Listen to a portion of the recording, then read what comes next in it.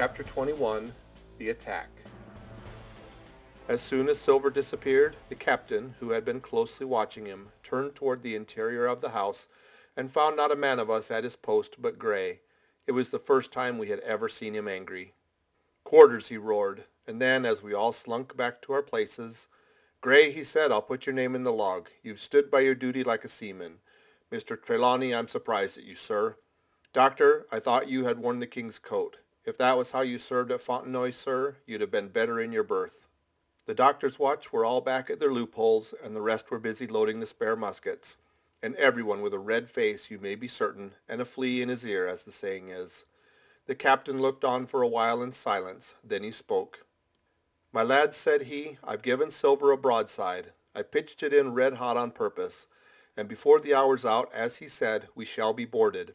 We're outnumbered. I needn't tell you that, but we fight in shelter, and a minute ago I would have said we fought with discipline. I've no manner of doubt that we can drub them if you choose." Then he went the rounds and saw, as he said, that all was clear. On the two short sides of the house, east and west, there were only two loopholes. On the south side, where the porch was, two again, and on the north side, 5. There was a round score of muskets for the 7 of us. The firewood had been built into 4 piles, tables you might say, one about the middle of each side, and on each of these tables some ammunition and 4 loaded muskets were laid ready to the hand of the defenders. In the middle the cutlasses lay ranged. "Toss out the fire," said the captain. "The chill is past, and we mustn't have smoke in our eyes." The iron fire basket was carried bodily out by Mr. Trelawney, and the embers smothered among the sand. "Hawkins hasn't had his breakfast. Hawkins, help yourself, and back to your post to eat it," continued Captain Smollett. "Lively now, my lad. You'll want it before you've done. Hunter, serve out a round of brandy to all hands." And while this was going on, the captain completed, in his own mind, the plan of the defense. "Doctor, you will take the door," he resumed. "See you don't expose yourself. Keep within and fire through the porch. Hunter, take the east side there. Joyce, you stand by the west, my man. Mr. Trelawney, you are the best shot. You and Gray will take this long north side with the 5 loopholes. It's there the danger is. If they can get up to it and fire in upon us through our own ports, things would begin to look dirty. Hawkins, neither you nor I are much account at the shooting. We'll stand by to load and bear a hand." As the captain had said, the chill was past. As soon as the sun had climbed above our girdle of trees, it fell with all its force upon the clearing and drank up the vapors at a draught. Soon the sand was baking and the resin melting in the logs of the blockhouse. Jackets and coats were flung aside, shirts thrown open at the neck and rolled up at the shoulders, and we stood there, each at his post, in a fever of heat and anxiety. An hour passed away. "Hang 'em," said the captain. "This is as dull as the doldrums. Gray, whistle for a wind." And just at that moment came the first news of the attack. "If you please, sir," said Joyce, "if I see anyone, am I to fire?"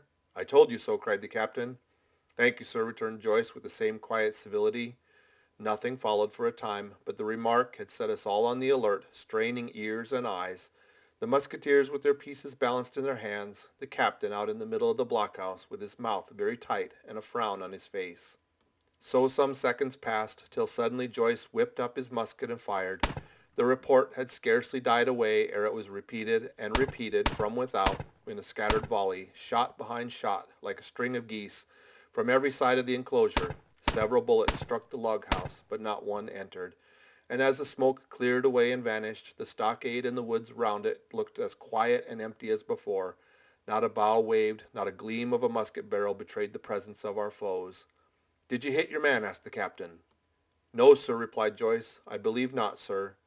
"Next best thing to tell the truth," muttered Captain Smollett. "Load his gun, Hawkins. How many should say there were on your side, Doctor?" "I know precisely," said Dr. Livesey. 3 shots were fired on this side. I saw the 3 flashes, 2 close together, 1 farther to the west. 3, repeated the captain. "And how many on yours, Mr. Trelawney?" But this was not so easily answered. There had come many from the north, 7 by the squire's computation, 8 or 9 according to Gray. From the east and west only a single shot had been fired. It was plain, therefore, that the attack would be developed from the north, and that on the other 3 sides we were only to be annoyed by a show of hostilities. But Captain Smollett made no change in his arrangements. If the mutineers succeeded in crossing the stockade, he argued, they would take possession of any unprotected loophole and shoot us down like rats in our own stronghold.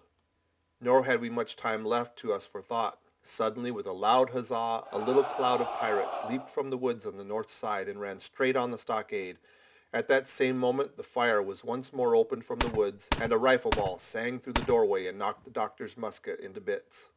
The boarders swarmed over the fence like monkeys. Squire and Gray fired again, and yet again. 3 men fell, one forward into the enclosure, 2 back on the outside. But of these, one was evidently more frightened than hurt, for he was on his feet again at a crack, and instantly disappeared among the trees.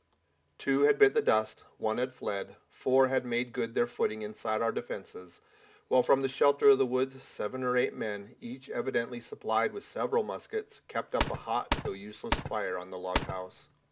The 4 who had boarded made straight before them for the building, shouting as they ran, and the men among the trees shouted back to encourage them.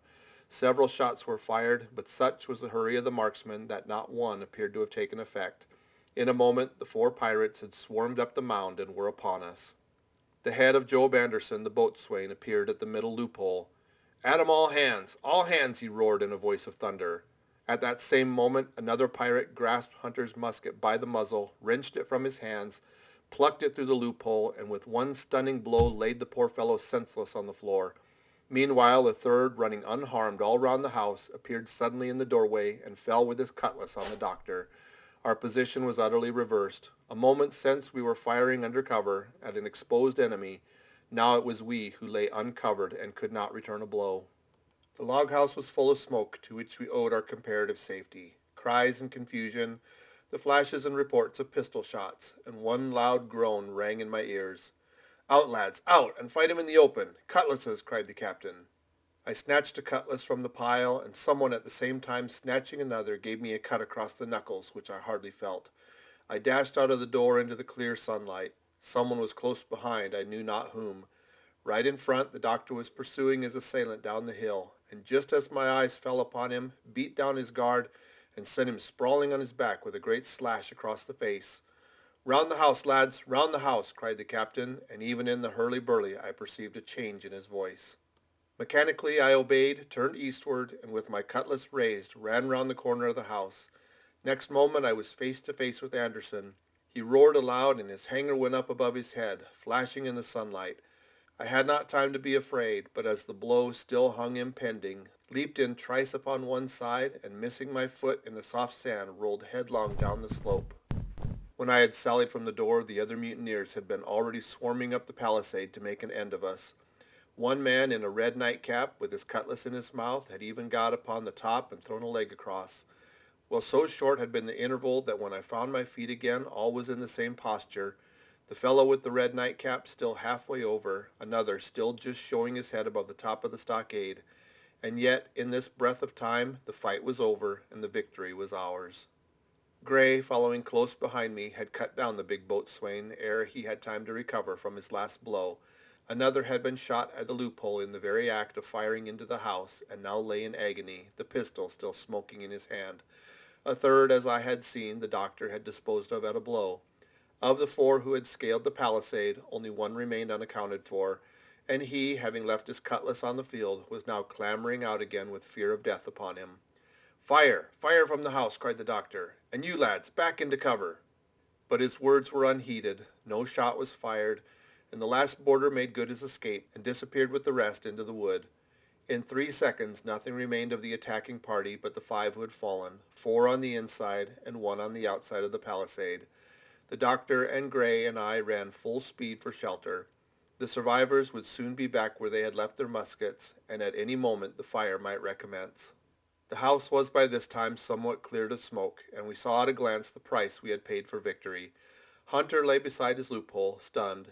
Joyce by his, shot through the head, never to move again. While right in the center the squire was supporting the captain, one as pale as the other. "The captain's wounded," said Mr. Trelawney. "Have they run?" asked Mr. Smollett. "All that could, you may be bound," returned the doctor. "But there's 5 of 'em will never run again." "5!" cried the captain. "Come, that's better. 5 against 3 leaves us 4 to 9. That's better odds than we had at starting. We were 7 to 19 then, or thought we were, and that's as bad to bear." The mutineers were soon only 8 in number, for the man shot by Trelawney on board the schooner died that same evening of his wound, but this was, of course, not known till after by the faithful party. End of chapter 21.